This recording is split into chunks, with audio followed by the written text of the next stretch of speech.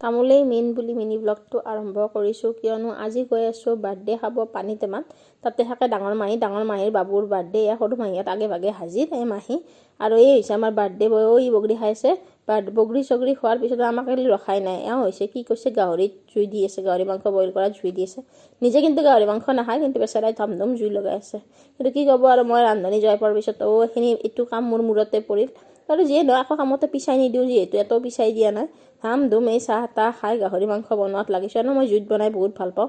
আজি অলপ কষ্টিউমটো বেলেগ, কিয়নো সিহঁতৰ ঘৰত গধূলি নাম আছিল। কিন্তু যাই পাওঁতে মানে ইমান দেৰি নামটোতো শেষ, লগতে নামতিহঁতক যেন ভাত পানী খাই ঘুমটিত পৰিছে। আৰু এই দিকচোন এইসোপা নবনাই, কিন্তু ধাম ধুম আঙুলি চাকি খাই খোৱাত উৎপাত। আৰু চব লাং খাই পৰিছে গাহৰি খাই। এই মাহঁতে ভাজি কাটি আছে আৰু মাহীয়ে বনাইছে ইয়াত পাৰ মাংস। আৰু পাৰ মাংস দি ফাইনেলি ভাত খোৱাৰ পিছত এয়া দেখিছে বাৰ্থডে বয়ৰ পুৰা তেল ফুটি গৈছে। আৰু আমি পালোঁ ঘৰ। আজিলৈ ইমানে। চেনেলটো প্লিজ লাইক ছাবস্ক্ৰাইব কৰিব দেই। Bye bye.